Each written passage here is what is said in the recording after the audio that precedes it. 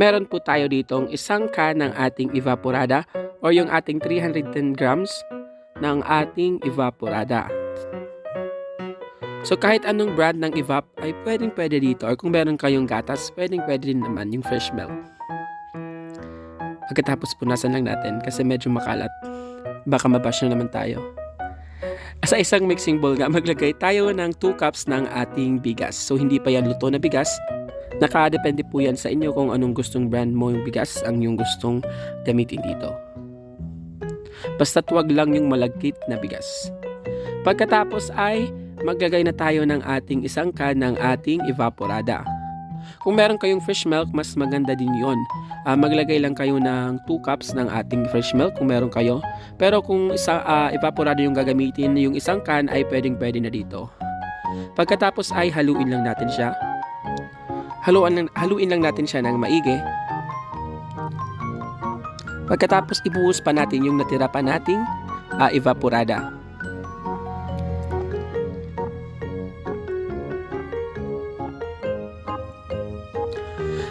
At pagkatapos ay set aside lang muna natin. Marinate lang natin siya ng 1 hour or 30 minutes, pwede na yon. Hanggang sa maging soft na yung ating bigas. Set aside lang muna natin. Pagkatapos kunin na natin yung ating blender. Kung meron kayong food processor, mas maganda din yon para mas madurog talaga yung ating bigas. So sa isang blender ay ilagay na natin yung ating na marinate na bigas. So isama na natin pati yung gatas. So lahat isasama natin dito.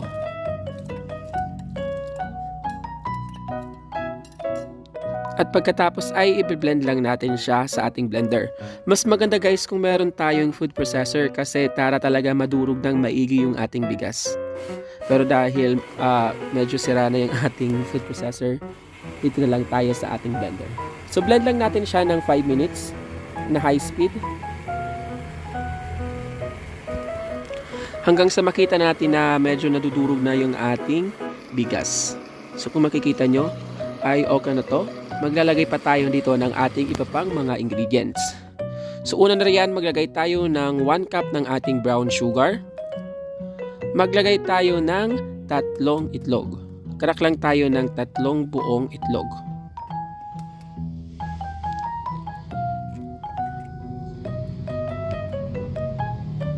Pagkatapos, 4 pala yun. So 4 na buong itlog ang ating nilagay dito. At 1 tablespoon ng ating vanilla extract. At 1 cup ng ating all-purpose flour. At 1 cup ng ating cake flour. Pagkatapos ay blend lang natin hanggang sa mag-combine na nga lahat ng ating mga ingredients dito. And then maglalagay tayo ng 1/4 cup ng ating vegetable oil, or kung meron kayong butter, mas maganda rin yun. Melt nyo lang yung butter and then ilagay nyo na dyan. And then mix lang na ulit natin siya hanggang sa mag-combine na nga yung ating mga ingredients na lagay dito. So panghuli ay lalagay natin yung 2 tablespoon ng ating baking powder at 1 cup ng ating water. And then blend lang ulit natin siya.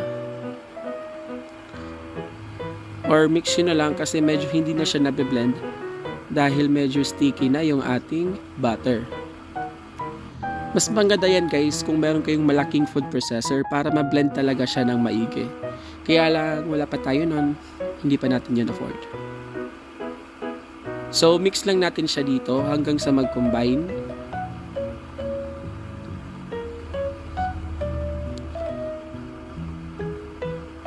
Ayan, kung hindi ka pa nga nakasubscribe sa ating YouTube channel, mag-subscribe ka na and hit the notification bell para updated ka sa ating mga uploads. So ayan, ganitong consistency ang kailangan natin ma-achieve. So okay na to, ilipat lang tayo dito sa ating molder. So meron tayo dito ang rose molder, yung ating silicone. Pero kung wala naman kayo nito ay pwede naman sa inyong round pan molder na lang. So grease lang muna natin siya ng ating oil, or kung meron kayong butter, mas maganda rin yon. So grease lang natin siya para hindi siya dumikit, although non-stick naman to yung ating nabili. Kaya lang para sure tayo ay lagyan na lang natin ng ating vegetable oil or yung butter. Pagkatapos i-buhos na natin yung ating butter dito. Ayan, sabi ko nga kanina kung wala kayo nitong molder, ay pwede naman yung round pan or square pan molder na lang ang inyong gamitin dito. Maglagay lang kayo ng parchment paper para hindi siya dumikit. Pagkatapos tap lang natin para ma-release yung air bubbles niya. And then bake lang natin siya sa ating oven ng 180 degrees Celsius at bake natin siya ng 20 hanggang 30 minutes hanggang sa maluto na nga yung ating napakasarap na cake. So after 20 minutes ng ating pag-bake, ito na luto na yung ating napakasarap na rice cake. So ayan, kung makikita nyo, ganitong molder yung ating ginamit dahil kung makikita nyo, tingnan nyo, ay napakaganda tingnan at ang kanyang mas maganda yung kanyang presentation.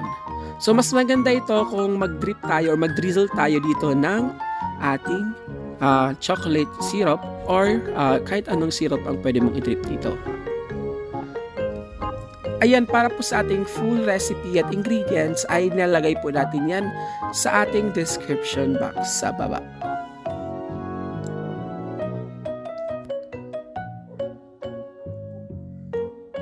Ayan, kung nagustuhan mo tong video na ito, mag-like and subscribe ka na at mag-comment ka sa baba kung ano ang paborito mong recipe na ginawa natin.